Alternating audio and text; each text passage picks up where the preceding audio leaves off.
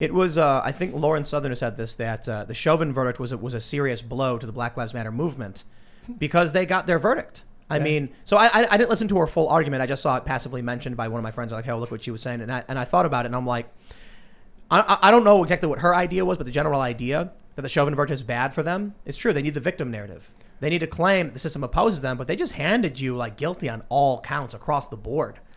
It did two things. It hurt the victim thing, but that won't matter because they'll keep running with that because systemic racism. But what it also proved is that domestic terrorism works. And they got the verdict they wanted because every single potential juror, what did they say? I'm scared the mob's going to come to my house. Well, I don't think every juror said it. I thought everyone. We had a few people during the jury selection where they were like, yeah, I'm worried about this a little bit. And then we had the one alternate who came out and said, I didn't want to go through riots and destruction again, and I was worried they'd show up to my house in retaliation. And I'm like, she ain't talking about Trump supporters. No. Ain't no Trump supporters rioting and showing up people's houses to do that. Right. All right, you want to talk about the Capitol? Sure, that's the seat of politics. It was a bad thing. But in terms of afternoon. Right. In terms of the past year, not Trump supporters. Right. And the idea for Black Lives Matter, they now have learned over the course of last year's insurrection and this year's insurrection that if they threaten violence, they get what they want. They're tweeting that. They're bragging about it. That's the definition of domestic terrorism. Right. And so it's time, when we get hold the on. reins of power again. The FBI said that there's no evidence and that it's white supremacy. It's the real threat. So, these people can romp around and do whatever they want. No one seems to care, but I wonder if there's going to be a backlash. Oh, there's a backlash brewing because one of two things is going to happen. Law and order is going to be reasserted, and we'll have one standard for all Americans, like what is the 14th Amendment? I suck at amendments. 14th. Okay, thank Equality you. under the law. Yeah, and that has to be true. And right now it's not. All right, there are two tiers of justice, and they won. Like you said, Black Lives Matter won, but that's not going to stop their victim mentality because systemic racism says that the entire system has to change, not just win one victory. They're winning due to domestic terrorism, not because they've overturned the system and replaced it with equity. And that's because what they there's want. no one to stop it. There's no law enforcement agency. There's no military. There's no police. And this is why, I've been saying, screw it, abolish the police. I left the city because we saw the riots getting worse. I had a good local suburban police department. They were cool dudes. They helped me out when I had problems. They were at my house in a moment's notice. Those guys are all right. In the city proper, they couldn't handle anything. I mean, the cops are better at locking up conservatives who didn't wear masks than they were the rioters, because the DAs for the most part. So I look at it now, and I'm thinking, you've got right now Ted Wheeler in Portland. Saying, please help us unmask these anarchists, these people. And it's like, bro, you were supporting these people last year. You were out standing side by side with them complaining about Trump while they were throwing firebombs. You come out now and say, now you're trying to stop them? Okay. He exploited the anger against police while the city was on fire. Okay, while buildings in the city were on fire. I know the fact checkers are going to be like, that's not true. The city didn't burn to the ground. And now he's coming out and saying, I need your help to stop them. He's got mugshots at him from when they arrested him last year and let him go. That's right. We'll just put the mugshots out. So these cops, here's what I'm angry about. So you mean to tell me that you're a cop in Portland and the mayor throws you under the bus, and then he uses you and the anger against you to get reelected, and then after he gets reelected, he says, okay, now I want to arrest him, and these cops are like, that sounds good. I'll keep licking his feet. Like, at what point do you stand up for yourself? At what point do you as an officer live on your feet? Because right now, I'll tell you this. Every single police officer in Portland is a groveling, sniveling little weasel sucking up to Ted Wheeler. Yeah. The police commissioner or they and mayor. agree with the left enough that they don't care. And here's the nice thing, though. Okay, here's my solution to that. I'm the Mr. Solution Man. But let's do the great sort, and let's have blue state and red state policing. If they want to have gutless weasel policing in the cities and not arrest people or let them go and do those kind of things. Or arrest gym owners. Okay, yeah, and do that. Then let's have the gym owners leave. And let's take the cops who have, enough intestinal fortitude to say, I'm not going to put up with that and lick the boots. And let's have them move to the red states and they'll be our cops. Yeah. I'll hire those guys in a heartbeat. The cops that aren't willing to stand up for... Move to Florida, Texas, Oklahoma, Montana, and let's start the sort. It's the great sort into our tribes. Let's do the federalist thing and move to where people share your values. And one of my values is don't break the law and steal my stuff or hurt me. I'm like, look, if you want to live in Portland, do so with my blessing. Right. You want to live in Minneapolis? By all means, your choice. You want to live in New York? Absolutely. And then when they come and burn your house down and then the cops arrest you because you weren't wearing a mask when you fled your home, what do you want me to do about it? I'll laugh as I'm watching it on TV from my house in red state America. You're going to they're going to throw a Molotov at your house and the cops are going to be like, peaceful protest. You're going to run out of your house. Where's your mask? Do you got a vaccine passport? No, but that's good. See, it's the idea that things had to get worse so people would pay attention. So now we got the normal people have been affected by this, and the normals were sitting, doing their stuff. I think a lot more have every day. Not enough, right? But every time they do something crazy, it takes one more person who says, that's ridiculous. Yeah, but the issue is, while this is going on, right? Here's what happens. The cops in a city like Minneapolis or in the surrounding areas do something, and then these people who are watching an escalation in crime and violence are blaming the police still. They're like, why aren't the police doing their job? And then the cop shows up, and there's a woman with a knife about to stab another woman, so the cop saves the one woman. They go, why did the cop do his job? Yeah, but okay. There's no answer. So don't work for them.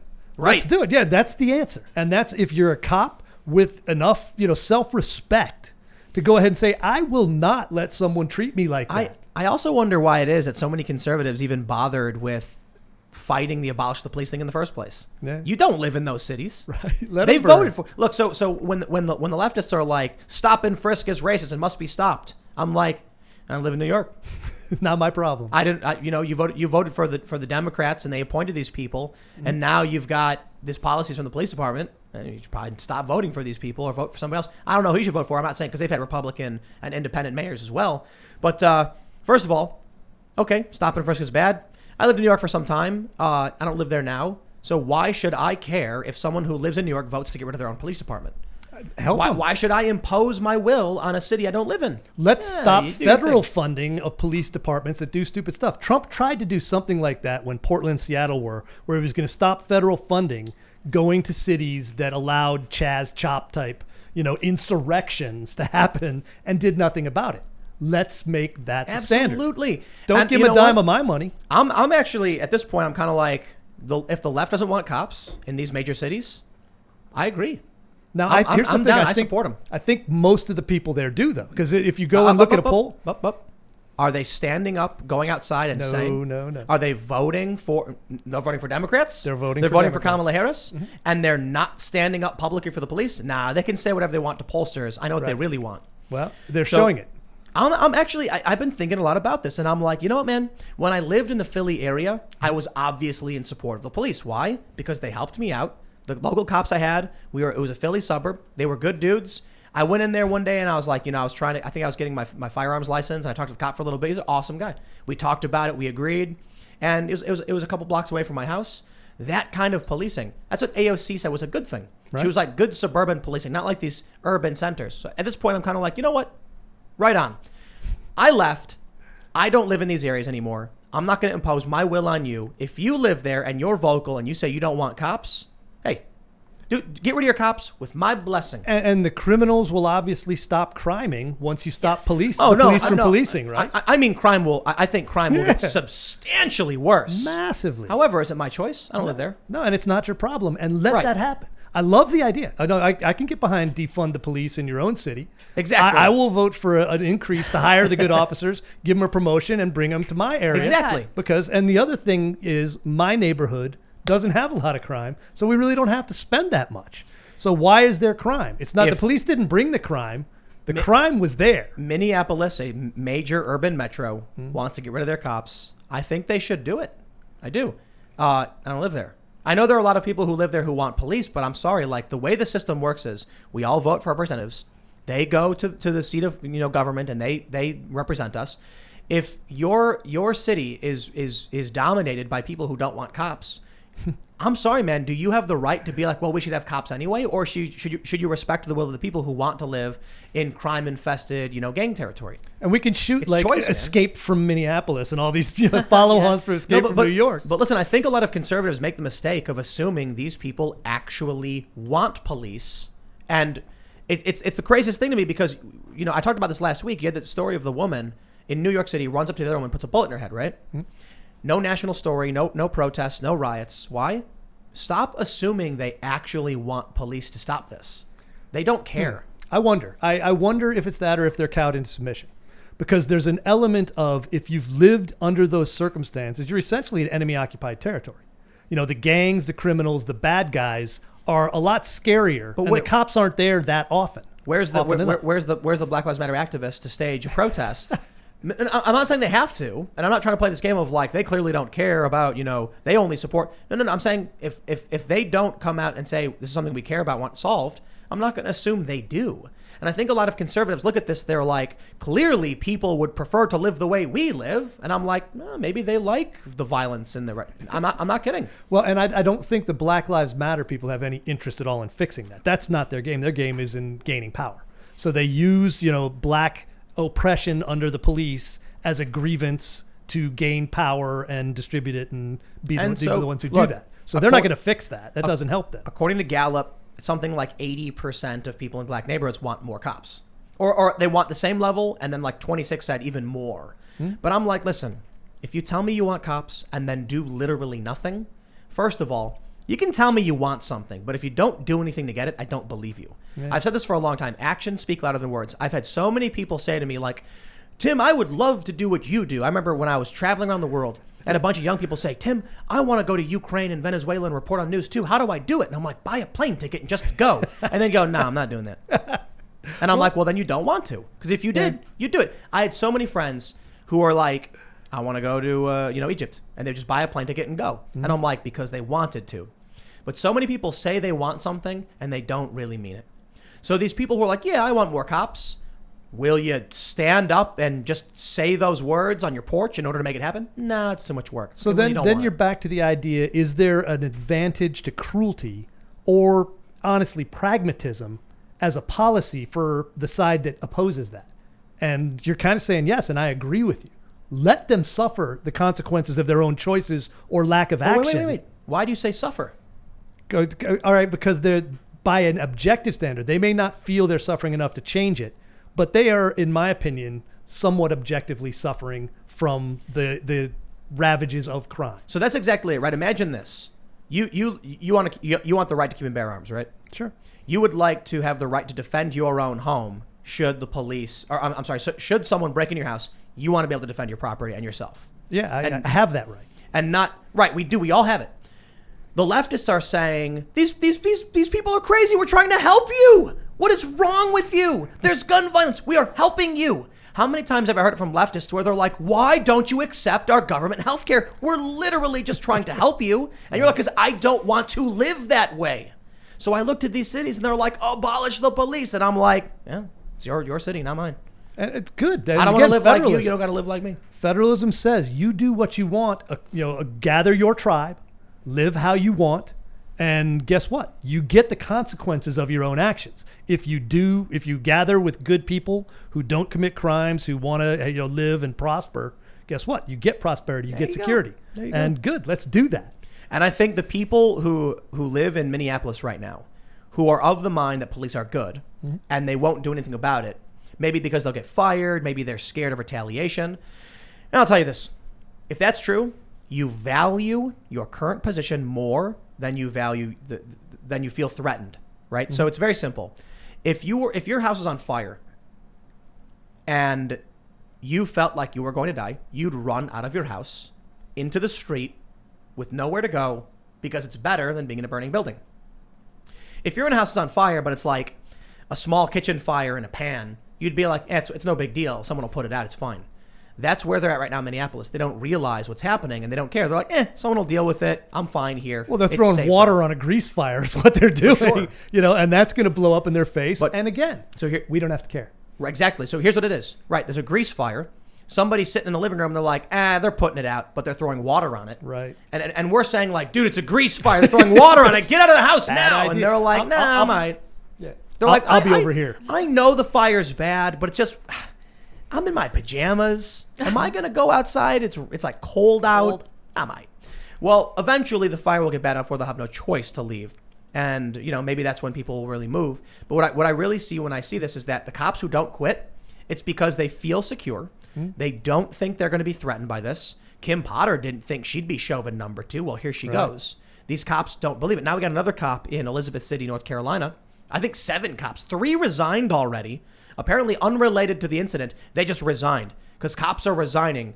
Not too far from here, there's a police shortage in a local town. Yeah. And they're like, we got to figure out what we're doing about this because the good cops are already quitting. Good. The rest of them think they're safe or the money's worth it. Yeah, and in a lot of cases, they're not willing, when you got a family and you're living paycheck to paycheck, they're not willing to take that risk. And I can understand that, but what are you going to do? The crocodile's coming for you. Well, it's going to eat you too. Imagine it this way. You're in a big house, you're in the living room, kitchen's on fire, you're sitting there with your kids. Mm-hmm. Do you recognize the fire as a threat enough to get your kids out of the house before the fire consumes everybody and kills them? Yeah. Or is someone going to be like, nah, I'm fine. And then a month from now, their home is in the newest autonomous zone and a stray bullet hits their kid. Right. And they'd be like, why didn't I leave when I had the chance? Because you saw the fire and you said, I don't care. I feel safe and I feel fine. Nothing's going to happen. And so be it. You're entitled to do it. I'm not telling you what you should or shouldn't do. I'm just saying, if for me, I left. I was like, yeah, I don't want to be in a city with riots. I think they're not seeing the fire in their house. They're hearing the fire alarm go off. And it's been so many false alarms that they're just ignoring the fire alarm. I was in a building when I worked. This is a hilarious story. I worked for, when I was working for Fusion. I'm in, I think it's like the 4th or 5th floor. And I'm sitting, and they had these little restaurant booths in this big loft space in New York City. I'm sitting with someone on my team on our computers. All of a sudden, the lights start flashing and the wah, wah, wah, and I'm like, all right. I immediately stand up, unplug my computer, throw it in my bag, and I'm like, let's go. To my teammate who was like, we're leaving. I'm like, the fire alarm's going off. Get your bag. Let's go. And we grab our stuff and we start walking to the door. No one's moving. And I'm like, yo, let's go. And then I leave the building, and then I'm standing outside. And the fire department rolls up. 2 trucks pull up. The fire department, they jump out. They're in full gear. They got their axes and they got their air and everything. And I'm like, man, what's going on? They rush in the building, and then a few minutes later, one by one, the employees start coming out. And I'm like, did you guys wait for the fire department to tell you to leave the building when the fire alarm's been going off for like 5 minutes? And they were like, oh, we didn't know if it was a false alarm or something. Turns out there was a fire. It was a small fire. Found it in the basement. It wasn't a big deal. And I was just like, wow. All of those people just stayed in the building. And if the fire in the basement actually did cover that front door, they'd all be dead. Well, that was amazing to me. Apathy. I mean, it's what everybody's. They're too busy to think about it, too busy to do, and they've been scared to act. That's the biggest thing that freaks me out, and that it goes to your whole point of why is nobody do anything? Because they're scared of the consequences of action. Thanks for checking out this clip from the Timcast IRL podcast. If you want to see the full show, come back to this channel, youtube.com/TimcastIRL, Monday through Friday at 8 p.m., where you can leave comments and super chat, and we actually will read your comments on the show. Don't forget to like, share, subscribe. And if you want exclusive members-only content, segments you can't get anywhere else, go to timcast.com, become a member, and we even have full bonus episodes. Thanks for hanging out, and we'll see you all next time.